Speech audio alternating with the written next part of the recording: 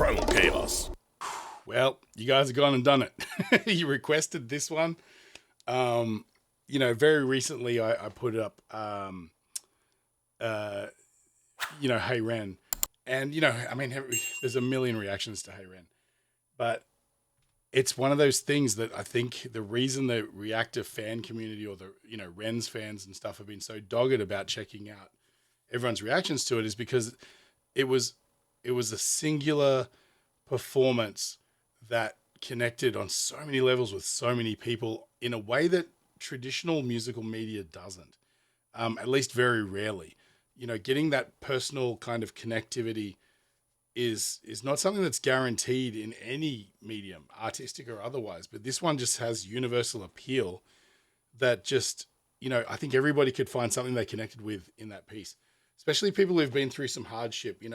Now that I've, found out more about Ren and his life and the kind of things he goes through. I watched a TikTok the other day of like, here's a day in my life right now. And I'm like, oh my God, but through it all, there's a beauty and there's to his artistry that is, I think it's just because there's such authenticity there. There's so much to him that just lives and breathes through his music that you can't help but feel like you're connecting. I feel like he's one of those guys that if you saw him busking on the street, you couldn't help but stop and just watch and just be like, where is this coming from? So anyway, millions of comments saying, hey, check out The Tale of Jenny and Screech.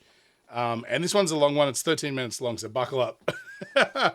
But if it's anything like Hey Ren, and I don't expect it to be, I don't have any preconceived notions that it's going to be anything. But if it's the same caliber of artistry as Hey Ren, I think that we're in for a treat, and particularly being that you guys have been so dogged about me checking it out. Here it is. But just before I jump in, I just want to say this video is brought to you in part by Enchroma. Enchroma make lenses for colorblind people, much like myself, that allow us to see the world a little bit closer to how other people do. It's a pretty magical experience, actually. Once you sort of get the hang of them and when you see orange for the first time, it can be quite an experience. At least it was for me. But yeah, definitely, if you or anyone you know is colorblind, click the link in the description. It'll take you to the website. You can do an eye test, find out if you in fact need the glasses, and while you're there, you can pick up a pair. I can't recommend them enough. I find them, particularly as someone who does art, it's completely changed the way that I see color in the world. So check them out. Enchroma Glasses. Anyway, back to the reaction. Ren, The Tale of Jenny and Screech. This is in 3 parts. We're going to be doing all 3. All right.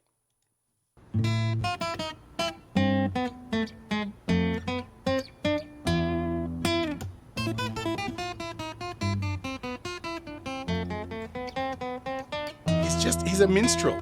He's like, he's mic'd up again, isn't he? He is. Yep.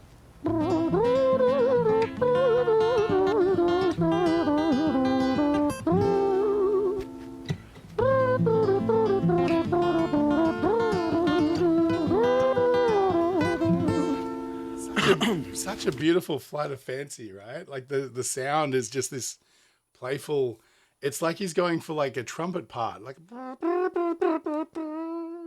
sort of thing, but it's more playful than that. It's just his musings coming out live, It's so cool. I wonder how many takes they had to do before somebody leaned out a window and went, shut up! Because this is clearly 3 a.m. It's the only time you'd be able to do something like this.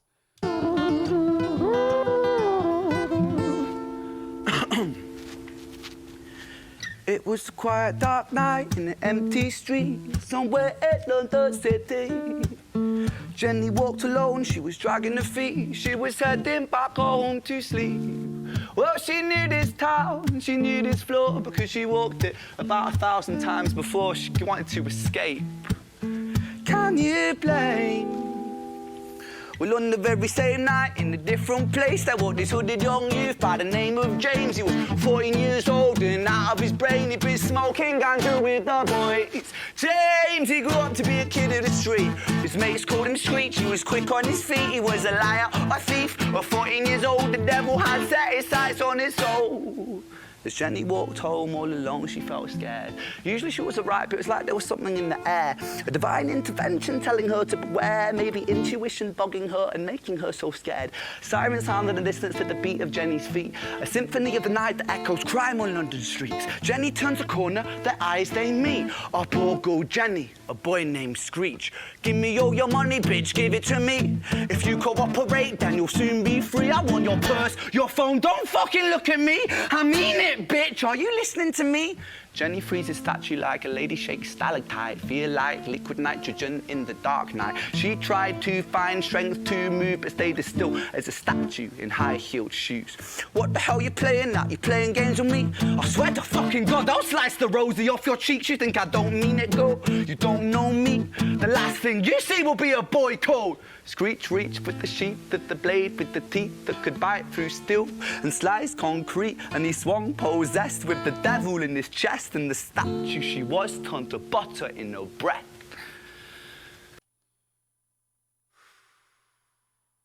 Man, I can see where this is going. I mean, I'm trying to do two things at once. I'm straddling this kind of chasm of becoming emotionally invested in the story, but also trying to come to terms with what I'm witnessing as far as Ren as a performer. And to me, the only way I can really quantify that is by looking at him more as a beat poet rather than a singer. The interesting thing is when he sings high, when he sort of does his big sort of notes that aren't sort of as spoken word, because, originally I sort of mistagged him as being like, English, but obviously he's Welsh. And that immediately made me think of, Welsh people are known for their singing because, their football clubs and stuff. And they just, everybody there in Wales is, they're supposed to be able to sing. And you can almost hear in his voice that timbre that comes from singing along with a big group of people in a football stadium, it's like his voice is reaching to the heavens, even though it's kind of gritty and constricted at the same time. It's really interesting. It's so beautiful. It's almost like looking at a painting up close and seeing the impasto brushstrokes, but I'm going to have to watch this several times because, maybe this wasn't the best idea for a reaction because I've got the third part of my brain is going, okay, think of things to talk about, because that's why you're here for a reaction. And if I didn't give one, it'd kind of be, I wouldn't be doing my job. Right. So, but I mean, just lyrically, it's absolutely like what is it? A girl-shaped stalactite? Like, I mean, there's people out there who are writers who could spend their whole lives trying to come up with something that's as beautifully poetic as what he's spitting right now. And you see will be a boy code. Screech reach with the... Another thing I'm noticing, actually, just before I go on, is it's a similar vibe to Hey Ren, where he's very particular about when he engages you and locks eyes with you. And he's doing it as an intimidation tactic here because every time Screech's dialogue comes in, he eyeballs the camera, right?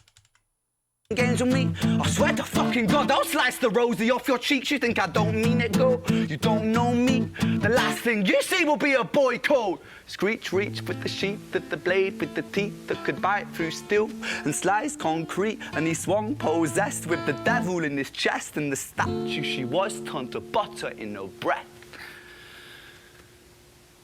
It was a quiet, dark night in an empty street somewhere in London City. Jenny lay still on the cold concrete. She's found somewhere to sleep. Well, she knew this town, she knew this floor, 'cause she'd walked it about 1,000 times before. I guess that she escaped. It's such a shame.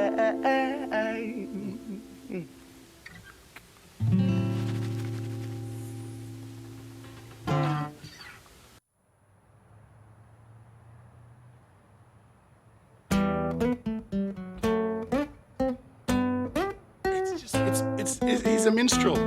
He should be following around The Witcher, He's telling tales with his lute,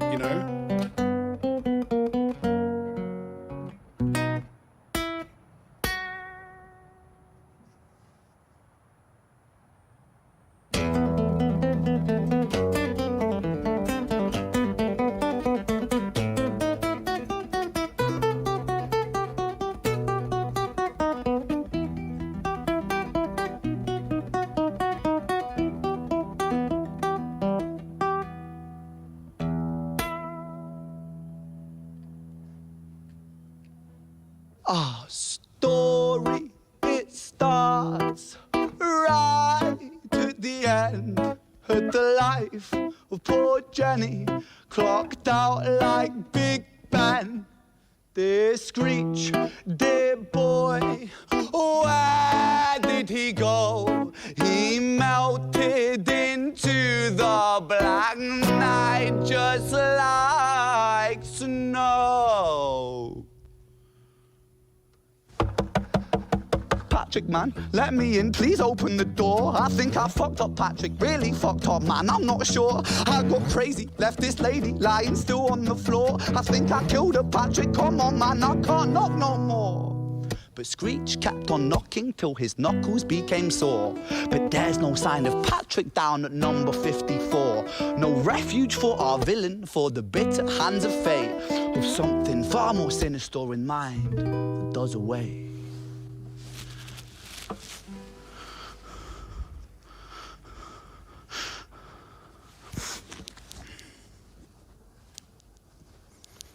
Hey, babe, are you in?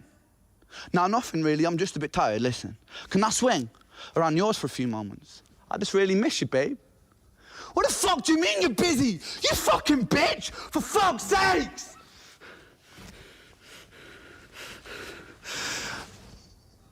Siren sounds approaching like a banshee in the night. The shrill cry of justice cutting like the sharpest knife. But Screech was never one to run, not one to miss a fight. One hand upon his blade, he turned to face the blue lights. Come on then, you fucking cunts, let's fucking have you then. I am Screech, I'm the boss, I'm the ender of men. You think that uniform you're wearing means that you own these streets? These are my fucking streets, and they call me fucking Screech.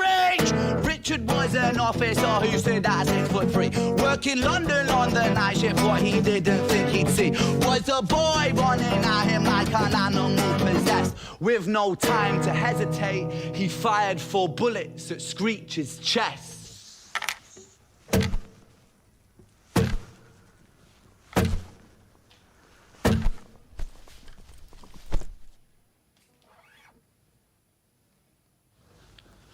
Our story, it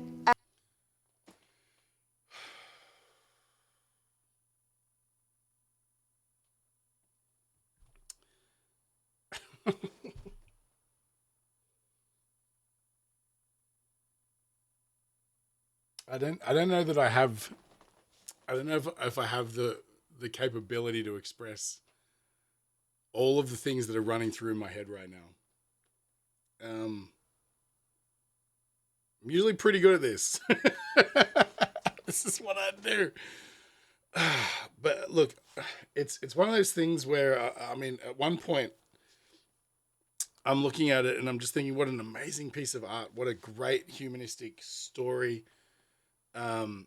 It's relatable in that you may know people like this. You may know people like who he's talking about, or they might be just the people in the night that you're terrified of when you're walking to your car from the train station, you know.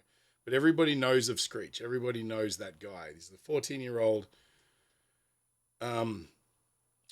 who just doesn't fit into society, and they find their own way to figure it out, and they just end up on the wrong side of themselves, you know. And then there's the other part of me that's watching this going, man, it's just a beautiful piece of art. Like, the cameraman also is just doing a fantastic job of, you know, providing energy to Ren's performance, where he's, you know, he's sort of punctuating it. I mean, obviously that part there where they change roles, you know, Ren is Screech, and then he, you know, as you know, as Screech becomes, he gets shot and then falls down, they switch roles, and then he saunters over kind of like a police officer, you know, like his demeanor changes completely in character. There's just no end to, like, I mean, I'm sure for Ren that some of this will be calculated, but I just feel like this kind of outlet, this kind of artistic expression just flows through him. It's just natural to him, like breathing. At least it seems that way. And the fact that this is a completely bare bones production, it's him and a cameraman in an abandoned alley. Um, it could be one of the greatest short films I've ever seen in my life, you know. And he's just, I don't know. I'm sure I had a point. Yeah, my ability to string together any cogent sort of remarks about anything have long since left me. He fired 4 bullets at Screech's chest.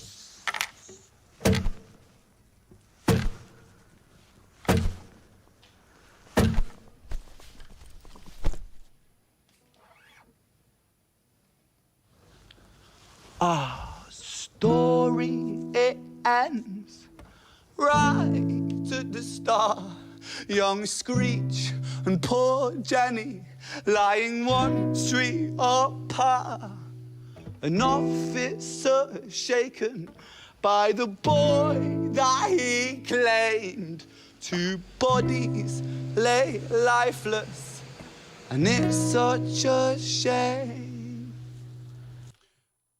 It occurred to me also that this is a particular, I mean, I'm not sure if Ren is leaning into this at all or if he's even aware, but I'm not super across this either. I remember there was an episode of the TV show called The Shield where there was a minstrel kind of busker, not unlike Ren, down on the streets, and he was selling tapes of his performances. And these cops walk past him every day, and he's always busking, and they might throw him some change. And he's singing in Spanish.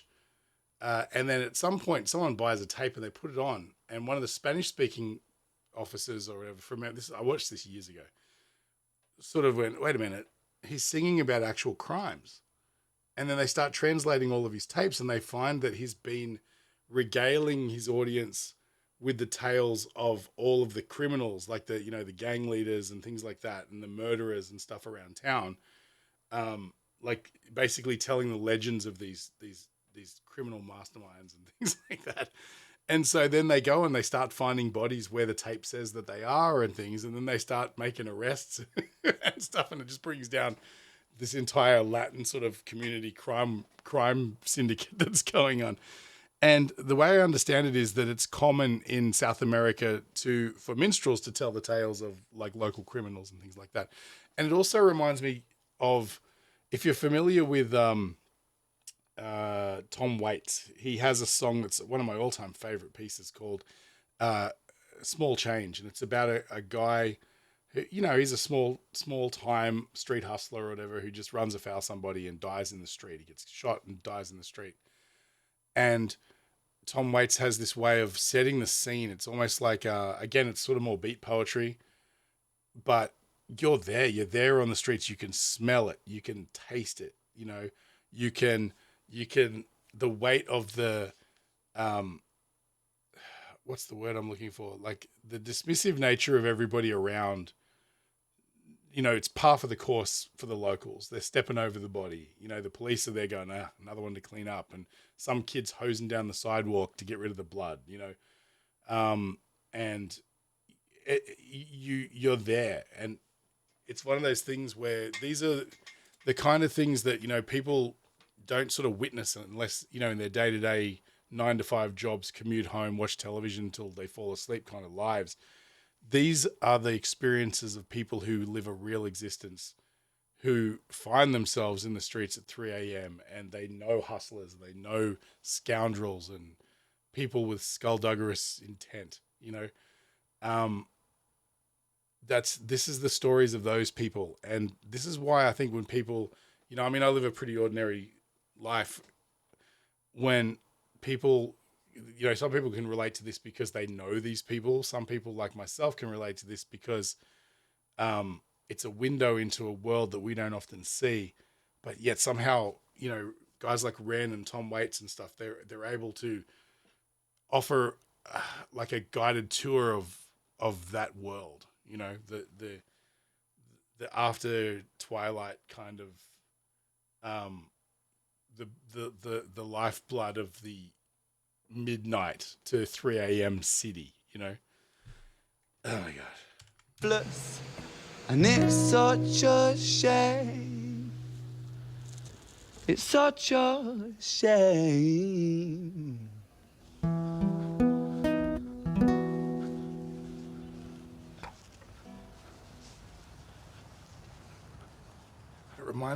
reminds me of A Clockwork Orange.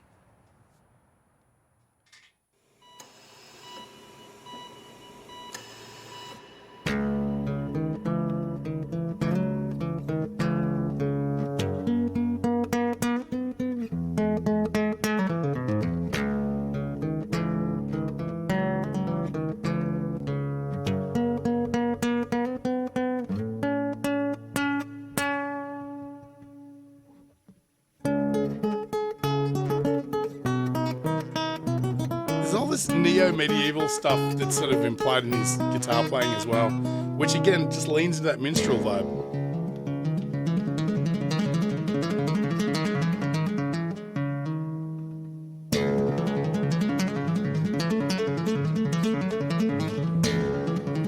He's such a dynamic player too. It's beautiful.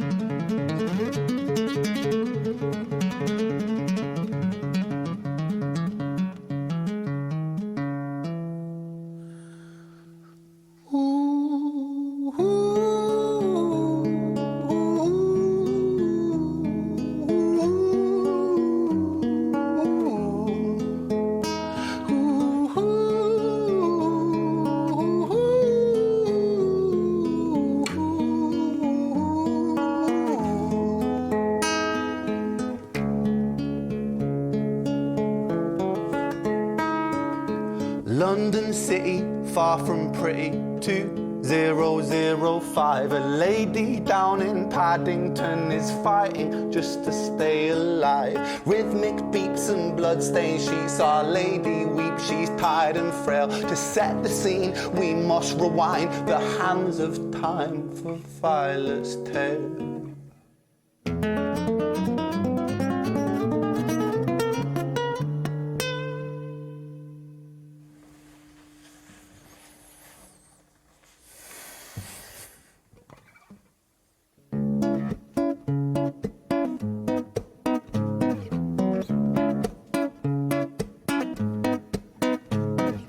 Violet was a silent girl, grew up with violent starts. Her mother was a drinker and her father was a bastard. Every night he took her tie but never left the room. I'll spare you of the things he did, I'm sure her mother knew. Violet was a silent girl, she moved out at 16. A semi-detached council flat, paid for by a welfare scheme. Packing shelves at Tesco, stacking jars like pickled bricks. She met a boy named Stevie and he was a little prick. Violet was a silent girl and Violet she fell fast. See, Stevie was a wrong un, but he sure knew how to charm her. Every night he took her tie but never left the room. History repeats itself, he'd paint her black and blue and dark. She never stood a chance. Wow. The devil comes to dance.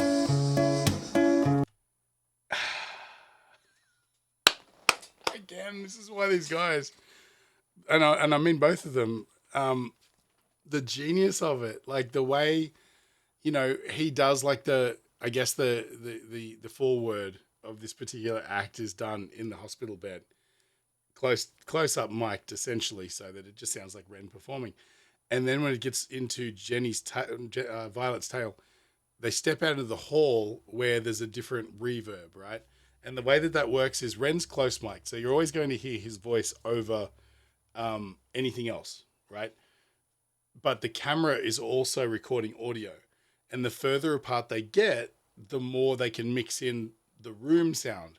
And so a microphone will pick up the closest sound source. Like that's why you'll see people like me will have the mic within a hand's width of their face, because it helps when you don't have a perfectly well-treated space, and it helps with a bunch of other things like my computer's down here on the floor. You won't hear its fan noise quite as much as you will my voice, because my voice is the loudest thing, right? But the further you move away from the microphone, the more now you hear the room space. You hear sound bouncing off the walls. You might hear, if I turned everything back up, you might hear my computer fan or my chair noise a lot more. And so they've choreographed this whole sequence perfectly to add natural reverb to every part of that whole sort of passage. And so there's it's no accident that they were stopping in certain places and moving, because that's where the acoustics of the space benefited what they were doing. And I'll demonstrate it right here, because this part here where Ren comes around the corner, gets down to the bottom of the stairs. Left the room. Perfect example. So as the cameraman moves further away from Ren, you'll notice that he sounds more further and further away, and more what we call reverb or room noise sort of comes into play. A silent girl, she moved out at 16. A start to ring. Detached council flat, paid for by a welfare scheme. Packing shelves at Tesco, stacking jars like pickled bricks. She met a boy named Stevie and he was a little prick. Violet was a silent girl and Violet, she fell fast. See, Stevie was a wrong. See, all of a sudden he sounds close again, right? How to charm her. Every night he took her tight. It's almost like he's like regaling you with this big story, and then he comes in close to tell you the next bit. It's so beautiful. And then you'll notice when he stops and does that sort of little big high note, you'll notice the camera pans up so you can see the space above them and how much that is adding to the overall room sound. It's beautiful. Like if you tried to emulate this in a studio with plugins and stuff like that, you could do it. But where's the artistry in that, right? Listen to this next But bit. never left the room. History repeats itself. He paint her black and blue and dark. She never stood a chance. The devil comes to dance. If they had Oscars for this, Violet, why are you always so quiet? On her bedroom door and he's irate. He's been drinking and smoking, he's up late. And he stands by her bedside, she shakes, but her eyes stay shut. You fucking slut, I know you're up. And he pinches her eyelids and folds them up. Violet, why are you lying to me, Violet? She stays silent, things turn violent. That's the sound of his fists when they fall like a crashing pilot. Hit like hailstones, one to the collarbone, full force, full blown, blood splat, bone crack, knick knack, paddy whack, one to the jaw when the tooth spat, detached fist connects and disconnects a bone. A quick deflect to misdirect the blow, but nonetheless his punches met her throat. Such a mess he's left her bruised and broke. Violet, why you always so silent, Violet? Why you such a little liar, Violet? Do you think I want to do this, Violet? In character, she stays silent. Well, say something, Violet. Silence. Fucking say something, Violet. Silence. Wait. Say something, Violet. Not one word. She stays quiet.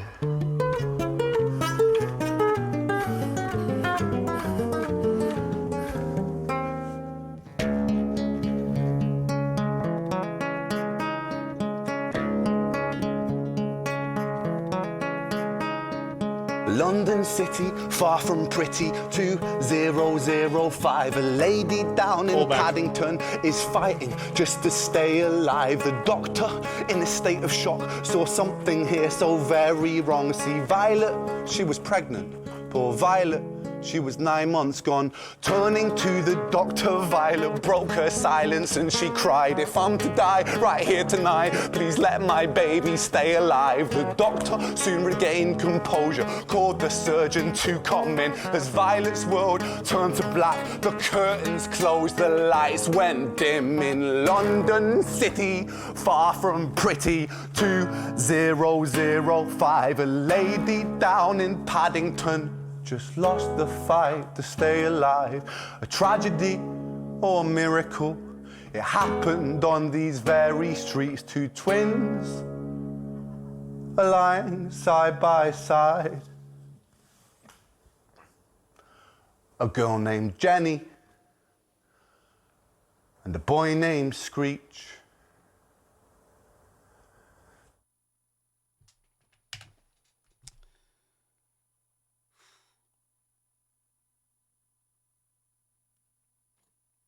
Need a minute.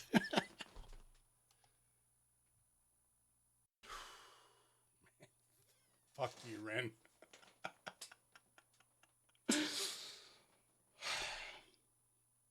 I feel like at this point, anything that I could possibly say about this would just be trite nonsense.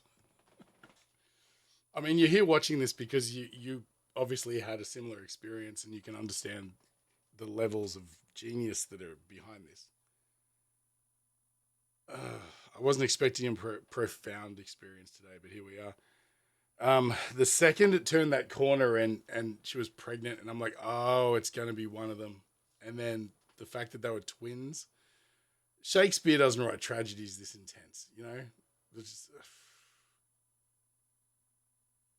oh my god, man. You know, it's funny. Oftentimes, when you experience something by an artist for the first time, like if you're introduced to an artist with something that's just incredibly moving, or it's, you know, it motivates you in a certain way, or it just it just connects with you on some sort of a level.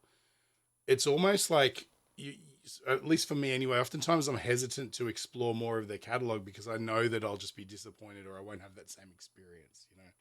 And so I hold on to that as like a personal token of something that matters to me as somebody who consumes art, right?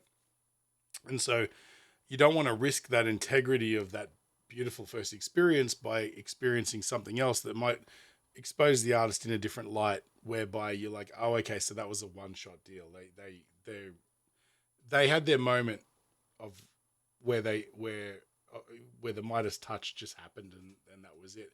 Which is sadly, you know, the case with a lot of artists. You know, they'll have that seminal debut album that just speaks volumes because they're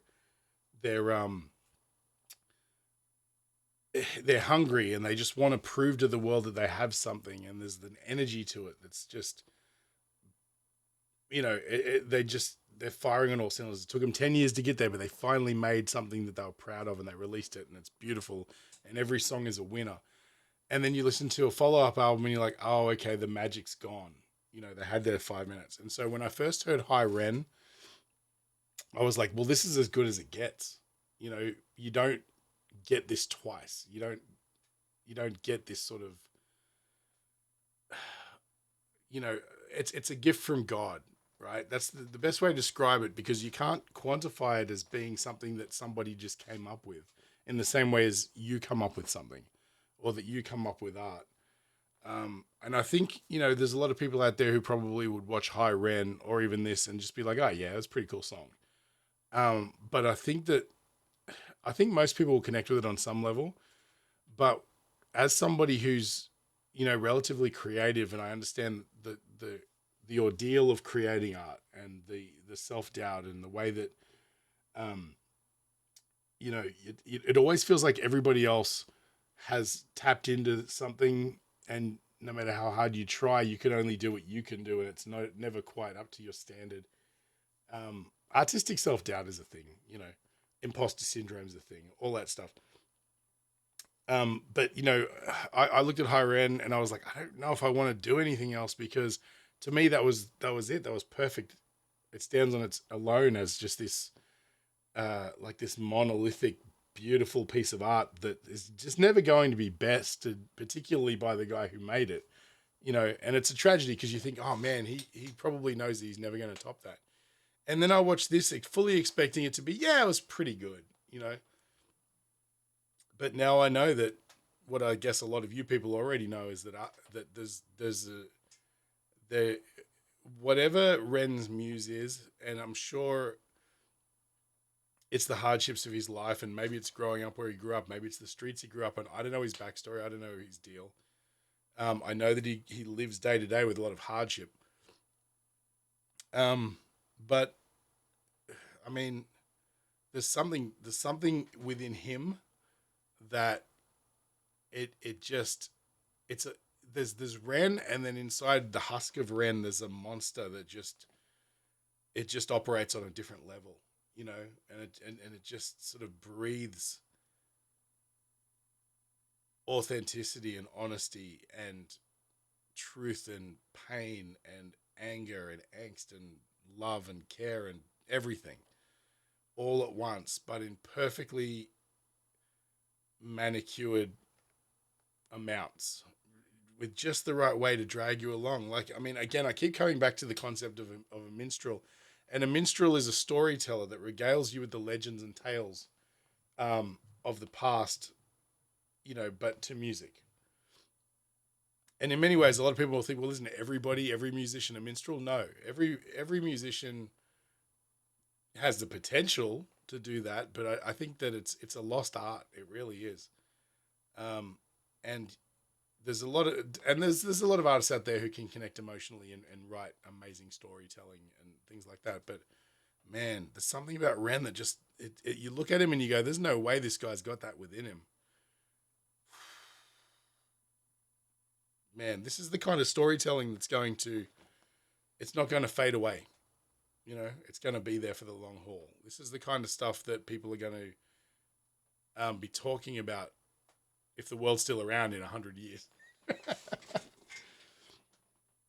Man. Anyway, look, I've waffled on long enough. You guys have been around for quite some time. But yeah, thanks again definitely for recommending this. I never would have clicked on it in a million years had it not been for the resounding response from you guys that I needed to check it out. But man, what a it's like this is now chalked up to an event in my life. And it's just some guy with a guitar walking down the streets, I never thought I'd be this moved by a guy with an acoustic guitar and a cameraman. Anyway, here's the part where I'm always loath to do this after I have a profoundly emotional experience on camera. But if you feel like I brightened your day at all, feel free to support the channel. Just buy me a coffee. Check out my merch site, whatever, all that sort of stuff. Definitely like, share it, subscribe, all that sort of good stuff. If you know somebody who loves this and would, is interested in reactions, make sure you send it to them as well. Because, man, I mean, I don't know if I did it justice, but it definitely meant a lot to me. So there you go. So anyway, thanks again, guys. Stay primal. I'll catch you on the next one.